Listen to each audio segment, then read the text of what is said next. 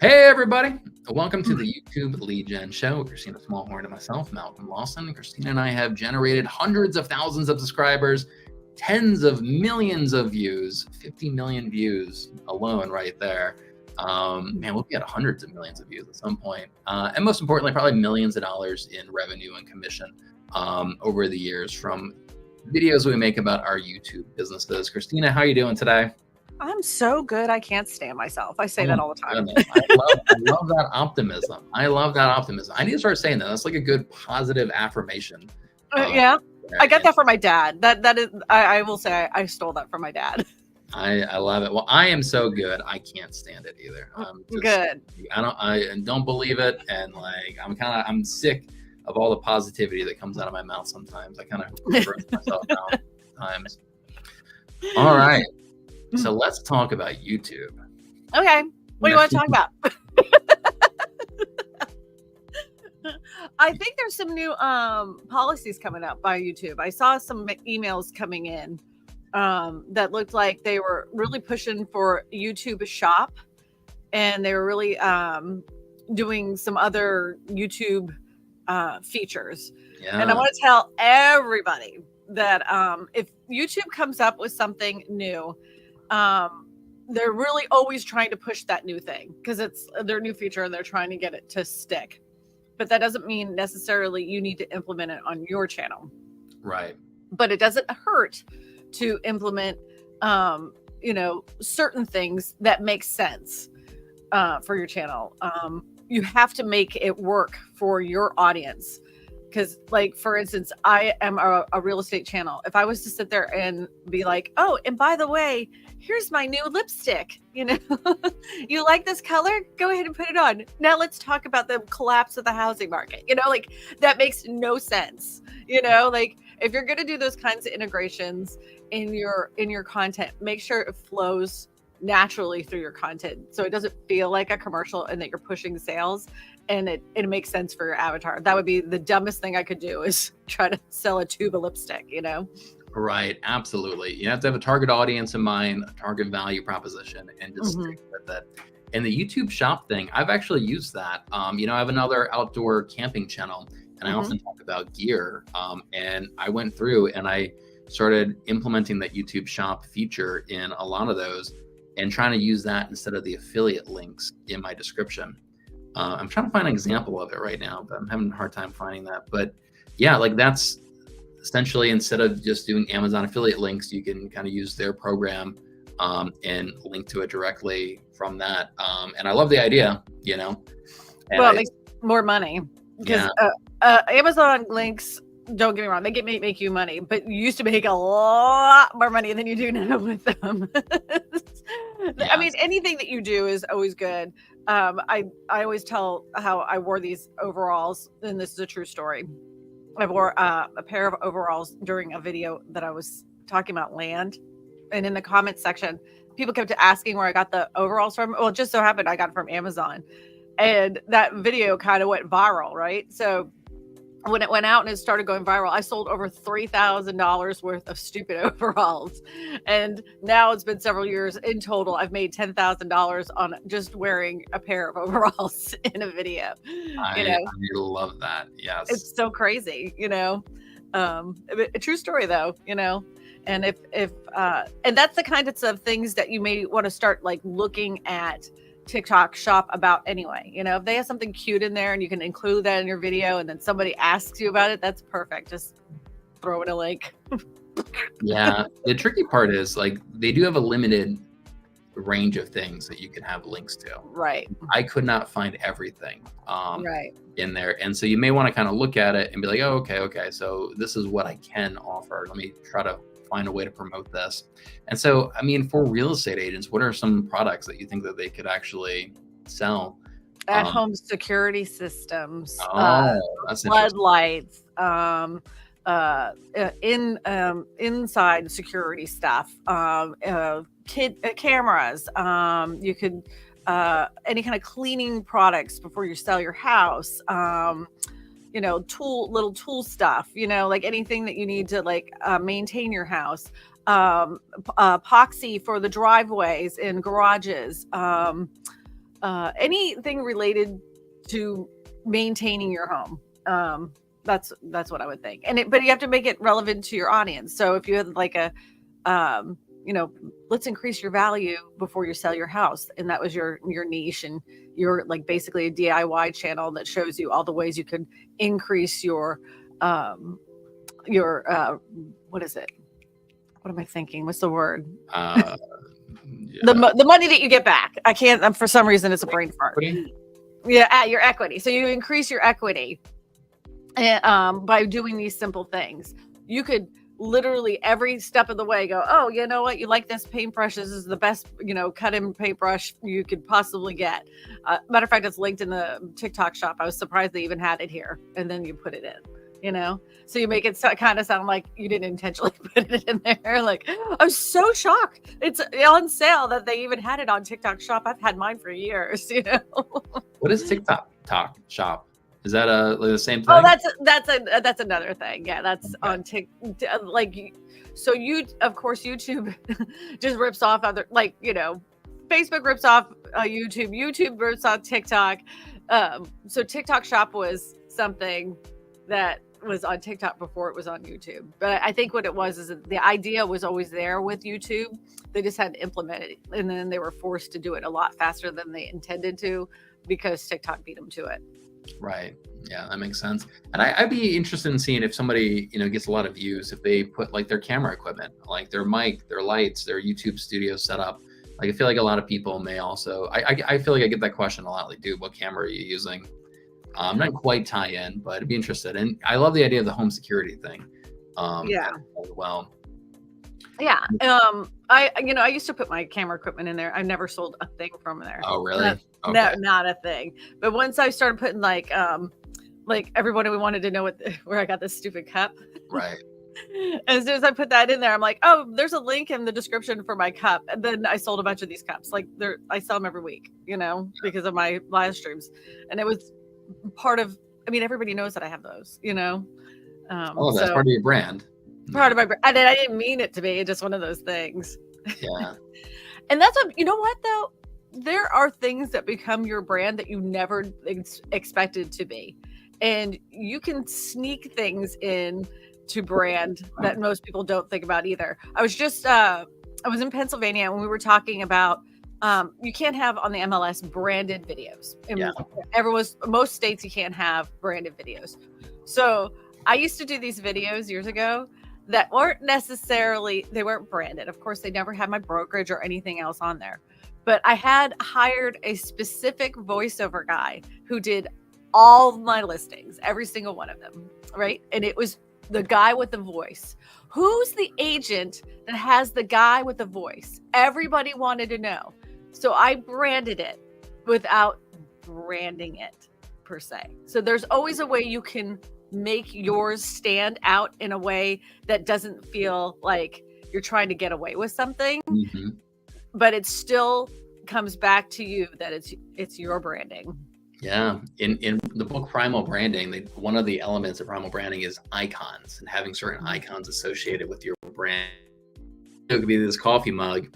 And, I kind of realized, like, for me, I want it to be like a hat and a beard. And like, those are my two icons, maybe a black shirt as well. I always wear black shirts. So those are kind of the three icons that I try to associate with my brand that I'm building. I'm gonna see if I turn off this light. If it isn't like maybe you look less ghosty. Now I look like, okay, that's that looks fine. Yeah. And then another thing that's new on YouTube is, you've probably pointed this out, like now when you upload a video, you have to check a box whether it's AI generated content, or AI altered content in there.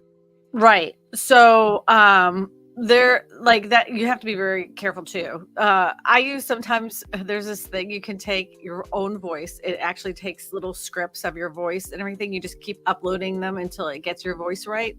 And then it will read the script you put in there. So like, I've done it because I'm trying to save time. And I'm like, okay, well, I'm going to put this all in here. So that way I have little clips with like facts that are on the screen. And the thing about AI voice, by the way, it doesn't sound great. Even when you upload your voice, the cadence is a little off. Yeah. The cadence is a little off, and it doesn't give the right emphasis on the right syllables, a little bit. So, yeah, if you do it, just put it in there. But you have to be like pretty specific too. Like, I think they're mostly talking about like you put a house and the house like jumps up in the air and then starts walking down the street. Like Right. obviously that's AI generated.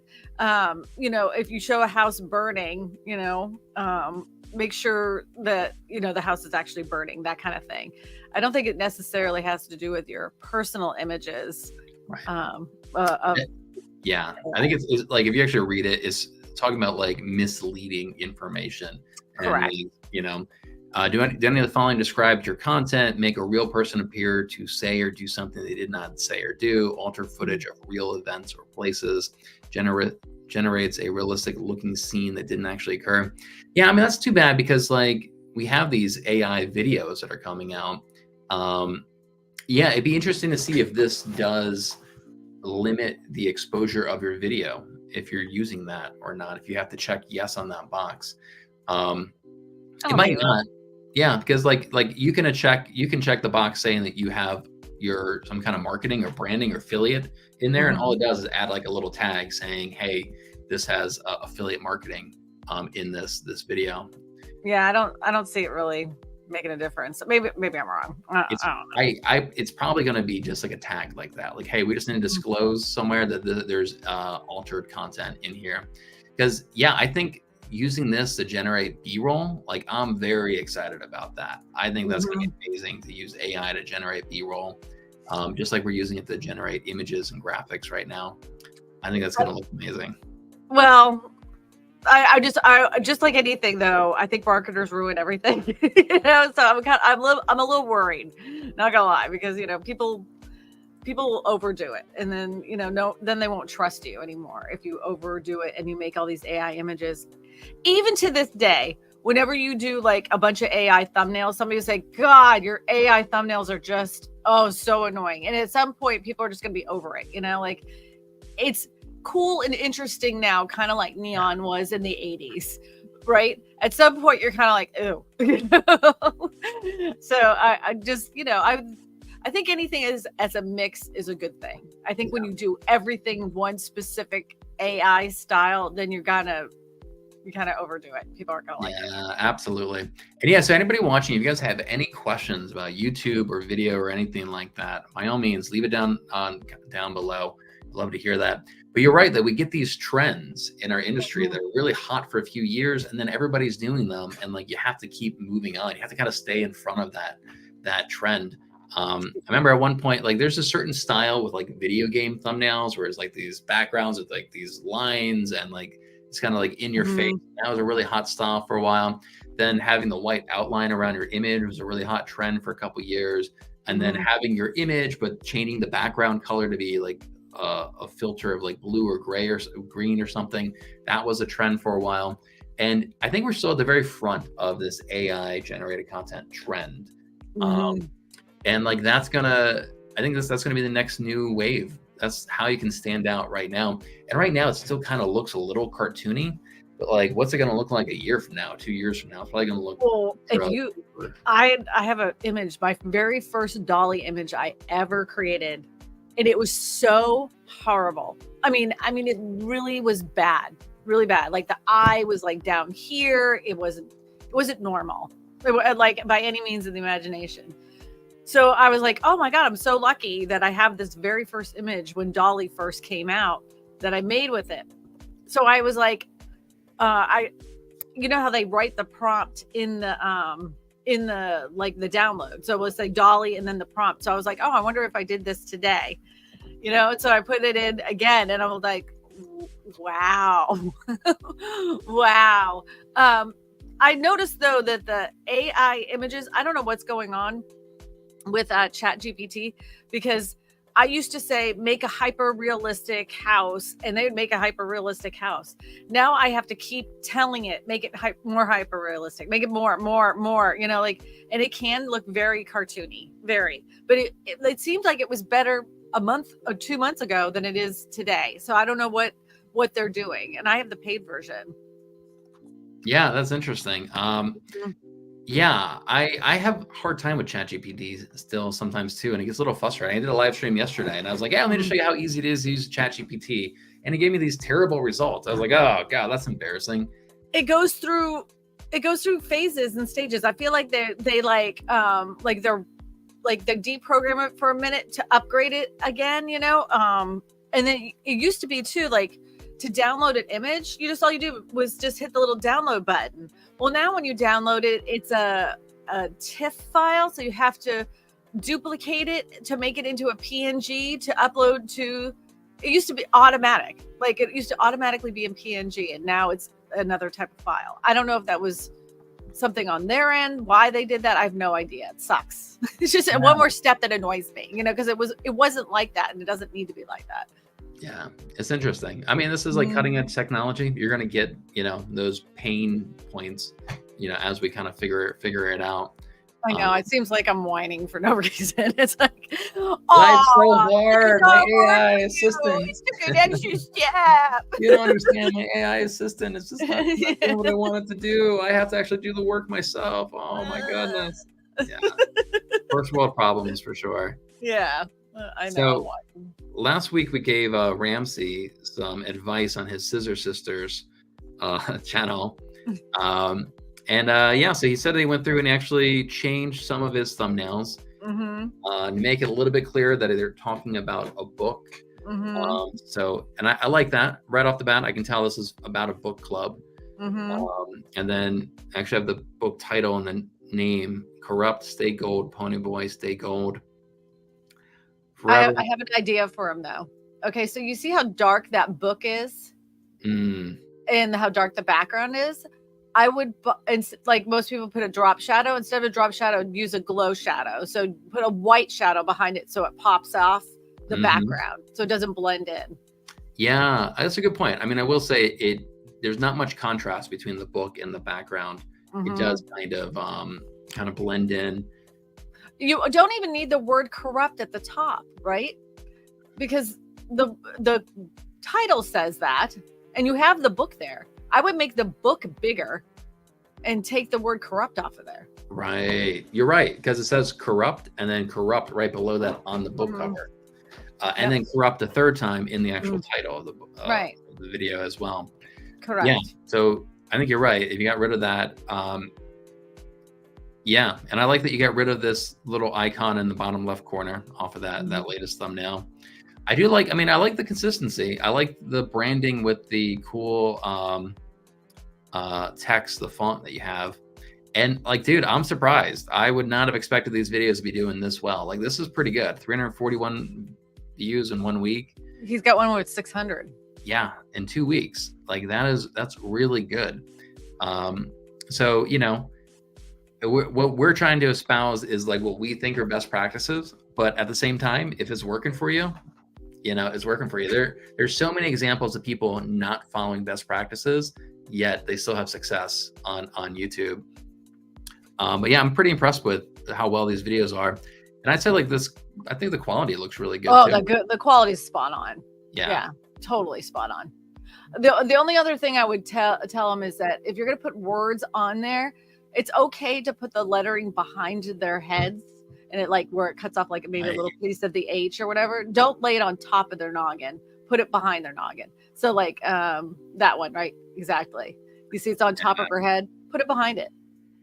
Yeah, it does feel a little disjointed, honestly. Like this one here, it's just kind of like you're just kind of throwing stuff on there.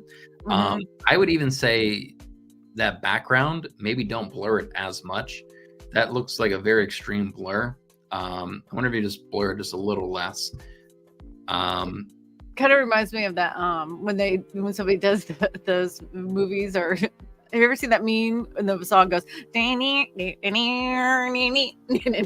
they're floating into space? Yeah. That kind of reminds me of that a little bit. And then when it comes down to it, like every niche is a little bit different, and so sometimes they show the book. I was right about that. Sometimes it's helpful to go and actually look at what type of thumbnails are working well for these. And so what I see is, yeah, you're absolutely right. It has the book. She has it really big there, only 1,000 views. They all have really big faces, right? They're really close up with their faces in all of these as well. It's kind of like a face and a book. seems to do well. This is not a this is not one of these things that are breaking the internet, though. Right. I'm trying to see if there's a way to get I want the highest viewed video. Yeah, go there. Hit view count. Hit view count. I thought there you go. Where's on the right hand. Right. View there count. There we go. All right, 1.7 million. I hate everyone in the world but you. Book recommendations. All right, that's like a book recommendation. This is about it. Here we go. This looks like it's in Spanish, but you got a big book and a big face. Again, I'd say look at that one. The one that says corrupt and it has that creepy dude. One up, one like scroll up. Yeah, that guy. Oh, look at that. That's a pretty. It's maybe a book trailer. Maybe like a movie trailer. Yeah. Yeah. It's still a creepy looking thing, but again, just show the book, show the person, have them holding it. Yeah, that's kind of what I'm seeing here. They all have at least a picture of the book. Every single one has pictures of the book. Yeah. And so, yeah, if you want yours to rank in here, I'd definitely do that. And I just noticed how big their faces are in this as well. And if we go back to yours, like faces are really important on YouTube.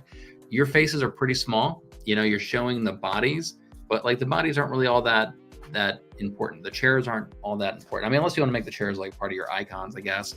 But yeah, I would try a few with just zoom in on their faces, big faces and big book, and see how well that does. You know, if you just had both their faces here and here with the book in between, I'd just be kind of curious how well that would do. I'll show you. If I go to my channel, I've been doing interviews or podcasts lately, and it kind of makes me think of like this one. Like, what if you made their faces this big in your thumbnail and then have that book behind them? And you could have that studio as the background and stuff if you wanted to. Maybe take a photo of the studio just to use as the background. But try a few with your faces this big and the book really big right between them. I'd be kind of curious how well those perform. Do me a favor, look up a channel called 2 Hot Takes. All right, let's see.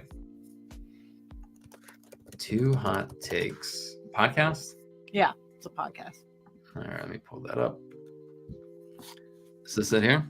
Yeah. So this is a pretty popular. But you see how big their faces are, and it's all Reddit stories. That's all they do.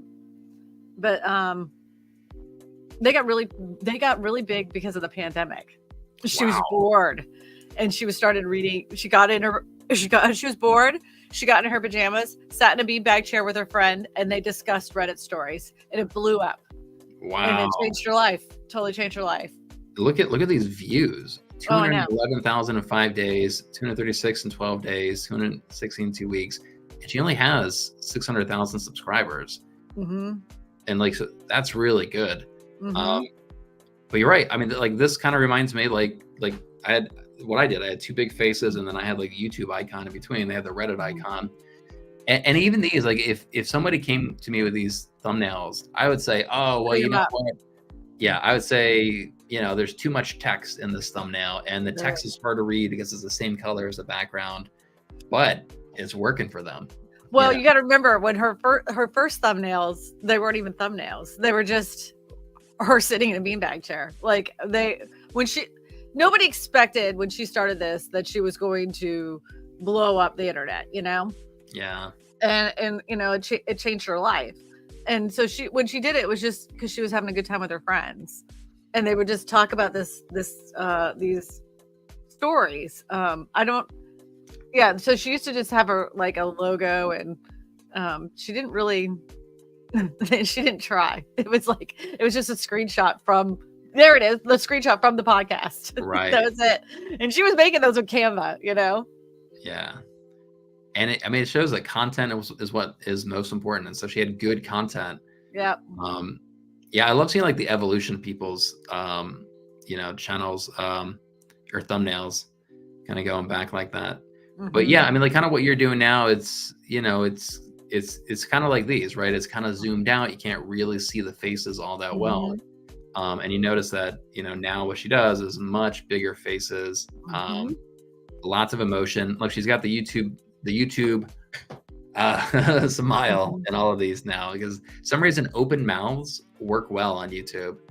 Yeah. Just that face having an open mouth just works well. Even Daryl Eves, he has, his open mouth.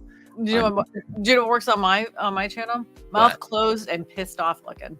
Oh, If interesting. I look really like I just ate a pile of poop, man, people will click on that.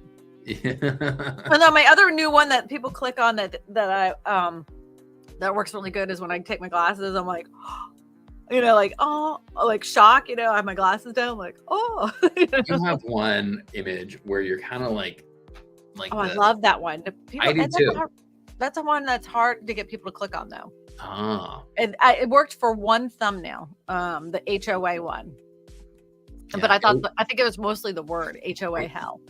Yeah, it looks cool though. Like from a graphic design standpoint, I think it looks cool. And I've tried posing like that on a few. I've never actually used it in a thumbnail yet.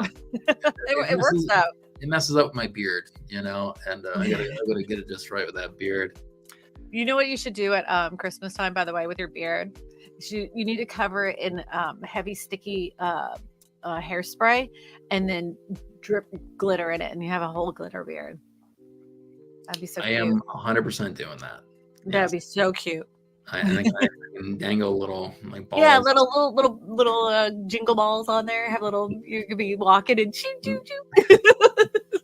All right, I'm adding jingle balls to my beard. That's my Christmas goal this year. Hey, we gotta look for something. Yeah, Ramsey, like I'm super impressed, man. I think I think I'm really impressed how well those videos are doing. Podcasts are generally kind of hard to get traction on YouTube. But they did it as a video. Yeah. As a video podcast. That's what Two Hot Takes did too. Yeah. And like here's the thing about podcasts. People focus so much like, oh, do you have a podcast? I got a podcast. I want to start a podcast. Podcasts are terrible for discoverability. It is so hard to get discovered on these podcast platforms unless you're in like the top 10 for certain categories. Like I don't think people really go to podcast platforms and are like searching for new podcasts or anything. I feel like a lot of people, they have an audience somewhere else and then they send the audience to the podcast, or the majority of podcasts out there. YouTube, on the other hand, is great for discoverability. You can get discovered and build a huge audience on YouTube. We have billions of users on YouTube. And I usually tell people like prioritize the video show, and like don't say I got a podcast. No, I got a video show on YouTube. I also upload the audio as a podcast. Yeah, like an interview show, or I wouldn't like I do my live streams. I take my live streams, strip off the audio because it's about current events, current events that are happening in the real estate market. I just take the exact title, strip it off, and put it on my podcast. I'm shocked on how many people actually listen to that as a podcast. Shocked. I wouldn't listen to me as a podcast. Yeah, it's a great idea. I'm slowly starting to come around and starting to do that. What podcast platform do you focus on? Like Apple Podcasts?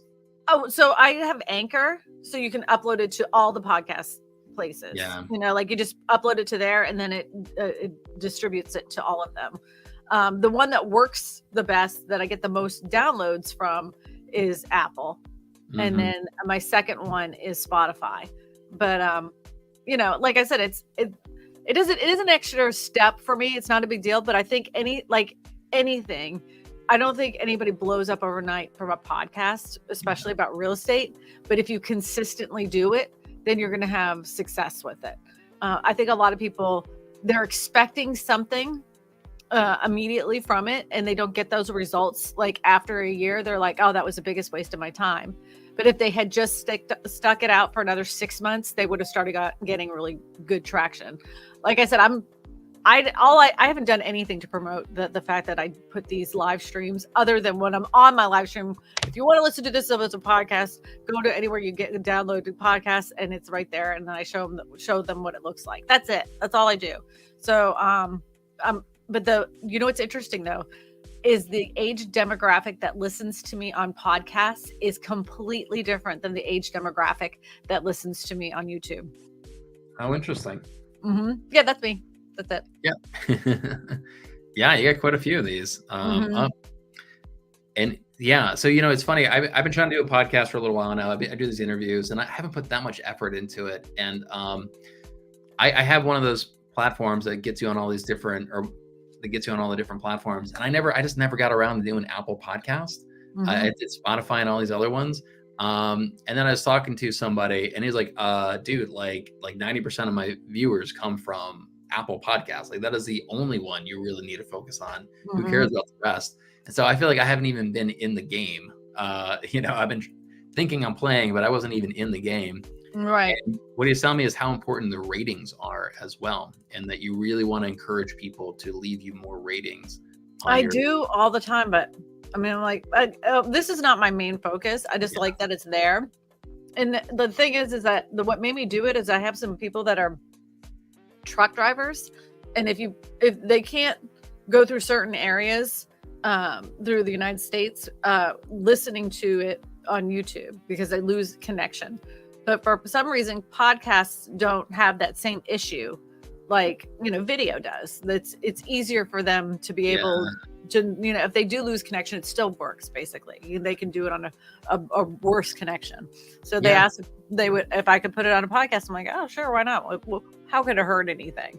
Yeah. So that's why I did it. I see the value in doing it. I just need to actually do it. You know, it's just like another step that I got to do. I'm like, oh, I guess, but it's not that much work. I don't know why I drag my feet about doing it. You know, it just, you get spread out so thin amongst all these different platforms. I have, and sometimes like I may have the time. I'm just like, I just don't want to do this. Yeah. I don't want to do it. I still have, like, people are always shocked by this, but there are times that I still have fear of filming, you know. I've needed to film a video now for 3 days. I filmed it last night after procrastinating all day long. I made every excuse under the sun why I couldn't film at that time. And I got it done. But I was like, why am I like this? Like, so crazy. Well, everybody's like that. You know, I don't know. You need something sometimes, and I get it. And like, sometimes I'll have a video and I get so excited. And I have so much fun creating a script and an outline and filming it and editing. Like, yes, I get excited. And other times, like, oh my God, this is a freaking job. I don't want to be doing this right now. Yeah. So that's a good question. Like, why? Why do we get like that? I mean, I think at some point, you know, you need to have something that you actually enjoy doing. I think COVID screwed with my brain, honest to God, because I wasn't like that until there was lockdown, right? Well, first off, everybody's like that. Everybody has that problem. Yeah, I don't think you're alone in having, like, burnout is just a huge thing on YouTube. I mean, would you describe it as burnout, or do you describe it just as? No, it's like I'm like have to push myself out the door. Like, I have it all ready. It's all done. Like, all the articles are ready. All my clips I need to put in there. And the script, you know, the outline for my script is done. Everything's done. All I need to do is sit in that damn chair and push record. Like, I don't know why I have to be like, you know, like, it just, like, it's genuine nerves. Like, am I going to say this right? And sometimes I'll even do like the hook like 10, 15 times before I start getting into a rhythm. And then finally I'm like, okay, there I go. I don't know why I'm like that. But I swear it wasn't until COVID and there were all these people in my house all the time. And I was always working from home. And then all these creatures were everywhere, all up my butt constantly. Yeah. I was so thankful when I got this office where there wasn't somebody that's going, mom. You know? But I don't know. But I think, like, I really do think COVID chemically, I brain damage from it. Not that I physically got COVID, but I think it screwed with my brain a lot. I mean, I also say, like, there's another correlation between 2020 and, like, that's about the time that your channel really started picking up. Right? Or was it 2021 that your channel really started exploding? At the end of 2019, 2019 October, I had 3,500 subscribers. By the end of 2019, I had 10,000 because I had that my first like viral video. Yeah. And then in 2020, of course, then it was doing good, but it wasn't the fact that, because I was so excited for that. It was just that, like, you couldn't do anything. You couldn't go anywhere. It was like, I don't know. And then everybody was on the internet and everybody was an expert. And I'm like, ugh. You know, like, I feel like everybody, this was my sandbox. This was my safe place. And then everybody was doing it all of a sudden, you know? And I was like, I don't like it as much. I mean, I had a similar thing because, you know, for a while there, I was like, okay, I just got to catch up to Kristina Smallhorn, right? And I was trying to make not exactly content like yours, but just real estate focused content. And I just got burnt out. Like I didn't really enjoy it. And that's this channel here. You know, I was making content about the market and like the videos were getting traction and, you know, doing okay. And I just got burnt out. And I was like, dude, I don't enjoy this anymore. Like I'm not really having fun. And so I just stopped doing it. That thumbnail you did of Biden, even though that video tanked, that was a great thumbnail.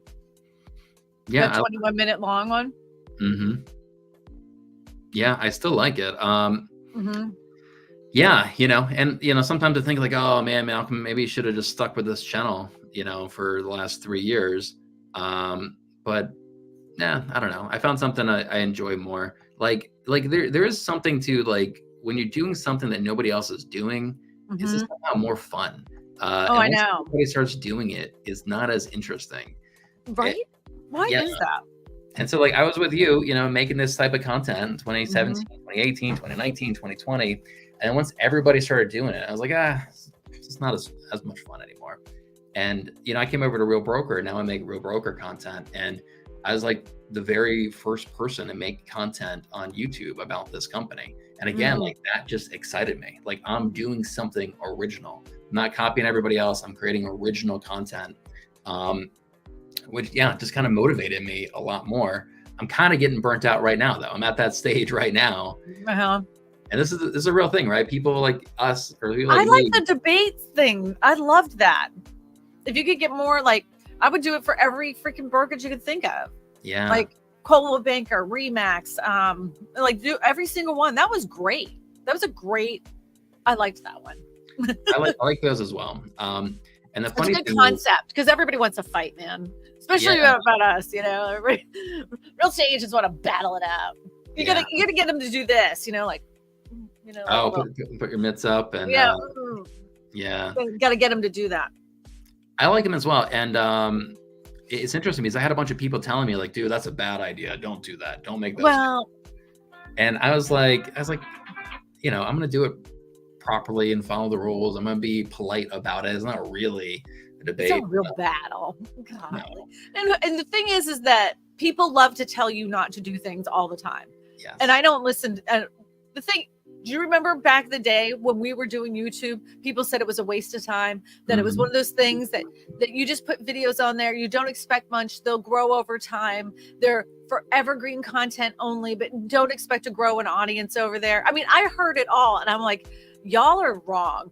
Y'all are so wrong. I had a coach who I fired because they told me to stop doing it. And I was like, you don't get it. You don't get it. I was at Keller Williams. I hired a MAPS coach my first year in the business, $1,000 a month. I did it for like a year and a half. And he kept telling me to stop doing video. Like, Malcolm, there's all these systems and processes in place. You just have to duplicate them, go do door knocking and open houses, and cold calls, and you can build a business. Like, you're wasting your time on video. You know, since like 2018, 2019. And eventually I fired him. And that same money I reinvested into courses on YouTube, courses on Facebook, courses on blogging and content creation. And I doubled down on that instead of listening to him. And I'm doing very well now because of all that. That was one of the best decisions ever, was to fire my coach and invest that money into training for myself instead. And if you really want to invest in yourself this year, instead of going to that brokerage sponsored conference that they make you go to a social media conference. You will learn 10 times more from a social media conference. That changed my life. The first time I went to Vid Summit, I had gone that year, 2019. I had gone to 2 different social media conferences. What's the social media marketing world? And then I went to Vid Summit. Best money I had ever spent. And I was so pissed because I thought about all the years I invested in the National Association of Realtors conference and my brokerage conference and learned absolutely nothing. I'm like, I started thinking about how much money I spent on hotels, plane trips, food to go to something for a rah, shush kumbah kind of thing and come back and get nothing from it. You know, I quit going to all of those because, you know, like we have to learn how to market it. Like those make you feel good because of your, you know, your company's awesome thing is stupid. It's a waste of your money and time. You know, it almost in some cases can feel kind of culty depending on who your brokerage is with. Kool-Aid. I was at Keller Williams for 5 years. I drank all the Kool-Aid over there. Every brokerage has some Kool-Aid sipping. I'm sorry. Like none of them are immune to some of the tactics that they use. And if you read enough books about it, you're like, that's exactly what they're doing. And it makes me want to vomit, you know, but I think people need to step away from getting their information within the real estate bubble and listen to people that are experts in this specific field, you know, like whatever field it is that you're listening to. If it's about ads, don't listen to a real estate agent about ads. Go to somebody that like Russell Bronson, the guy who does the click funnels. Listen to him, you know, like he's a true expert in this field. You know, that's what I'm getting at. Yeah. You know, like social media marketing is what marketing is today. Like that is marketing. All the other marketing, throw it all out the window. Like it's antiquated. And if it's not obsolete now, it's going to be very soon. And like social media marketing is what the state of marketing is. And yeah, if you're at a company like I was with Keller Williams that does not embrace that and does not have great training on that, like, yeah, you need to surround yourself with people that actually are focused on that. Like video market, I tell people video is not the future. Video is the present. Like, if you're doing video right now, you're in the past. You know? But it's not that, but I don't want anybody to be discouraged because there's always a place for somebody at any point in time. You're only one video away from blowing up your channel. There are people that can upload their very first video and have millions of views. There's other people, it takes them 10 years to have that moment. Everybody has that moment in time. And just because you didn't start back in 2017 when Malcolm and I did, does not mean you don't have the ability to get a lot of exposure to your videos that creates a lot of leads. It's always possible. You're only as good as your last video. You know, you're only as good as your last video, but some of your videos will live on forever. I have videos that are years old that are still bringing me business to this day, you know? Yeah, I do too. I got videos literally made in like 2017 that I still get people calling me from, which is amazing. But yeah, like that adage, slow then fast, like that's a very real thing, especially on YouTube.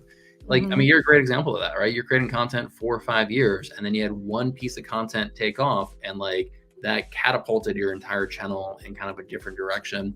Palm Beach Paul, he finally had that moment after 4 or 5 years of creating content, finally had one really explode, and now he's got 10,000 subscribers and he kind of has a better idea of the type of content that people actually want, that he's going to start focusing on. And I started in 2017. You know that? My first video was in October of 2017. And then I was struggling, man. Yeah. I felt like I won the lottery if I got like 275 views on a video. You're making videos. I made good videos. I made good ones. Videos about dog piss and how to get out of your carpet. That worked though.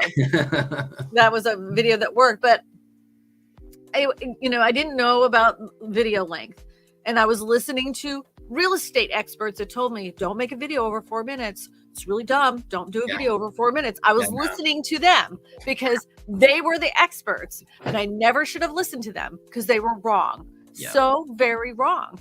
I listened to a real estate branding coach when it came to my thumbnails. She was wrong. She was very, very, very wrong. You need to listen to people that are truly experts in that specific field, not real estate. Sorry. Unless they can prove it, unless they have concrete proof showing exactly what their channel or whatever it is they're teaching, not screenshots from a year ago, like today. What are they doing actually today? Gary Vee is a great example of that. Because I remember years ago, like he's never sold a home in his life. He's not a real estate agent, but he's telling real estate agents like, oh, what you need to do is go interview your high school principal for your area. Go interview small businesses. This is what people want to know. And a lot of people started doing that, but like that does not work well on YouTube. Like that does not generate you leads. Yeah, this was a huge thing in 2019, 2020. Everybody is spending all this time and energy interviewing, you know, people in their community. A local burger place.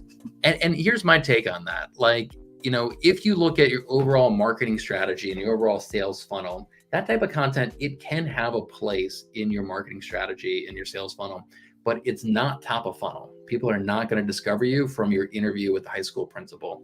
And it's not the type of content that builds an audience. And Gary Vee is just speaking all hypothetical and theoretical because he's never actually sold a home. He's never generated a lead from, and so like getting advice from him, you know, you just have to kind of recognize that he's not speaking from experience. It's from hypothetics. So he was actually given that advice out in 2017. I already had tested it. It did not work. And then when 2019 rolls around and everybody's doing that, they're like, oh, I'm going to do the Gary Vee method. I'm like, I'm letting you know, I already did it for 2 years. It doesn't work. Like I've tested this. This does not work. But I will tell you this. It does work by creating a relationship with the person you did the interview with. So all those businesses, those business owners that I did those videos for, they called me. They bought and sold homes with me, you know? Yeah. And, you know, I can see it working well on Instagram, I think. I've seen some people do it on Instagram. You know, I had an interview. Well, how does that convert to, like, you're interviewing a dude about his freaking burger place and you're a real estate agent. How does that convert to an actual client? Like that those things do not connect together. It is not cohesive. It doesn't make sense to me. I'll tell you, I had an interview with Katie Day that I haven't published yet. And I was asking her about this, like what kind of, you know, how many leads do you generate? And do you get more leads from YouTube or from Instagram? And what she explained to me is like Instagram, she gets leads from it, but it's mostly sphere of influence. So the purpose of it is to really stay in front of your audience, continue to provide value to your sphere of influence that you already have. That's what Facebook used to be. Facebook used to be that. She gets a lot of agent-to-agent referrals from Instagram page and a lot of SOI from Instagram page. And so like I would say like that type of content is not the type of content that's going to build you an audience or be discoverable on YouTube. But if you have an audience, it can provide value, keep you top of mind, stay in front of your audience. It can serve that purpose of like middle of funnel content.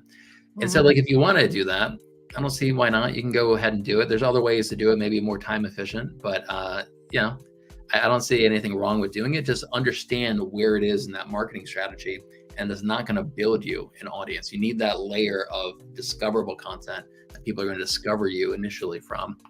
Well, it's funny though, because everybody that I know that was like real, like all in with doing that kind of content. I mean, it really was doing pretty cool videos. I mean, honestly, you know, like they were doing some cool shots with not one of them's doing it anymore. Not a single person that I know all the way back then in 2019 when they were doing all that cool stuff. Not one of them is doing it anymore. Yeah. Katie says we've had loyal customers of those businesses reach out as well. Another cool thing about Instagram is that you can do collaborations. So if you upload a reel, it can post on your page as well as that business's page. So if you find influential businesses with Instagram followings, you maybe get exposure to other things like that. Instagram's interesting. I've just started going down that rabbit hole the last 12 months or so, trying to focus on it. What's you're not a fan of it? I think it's really good to build a pipeline of understanding other real estate agents. By the way, like I don't think and I could be completely wrong about this, but from what I gather, every real estate agent I know that has an Instagram account, all of their followers are other real estate agents.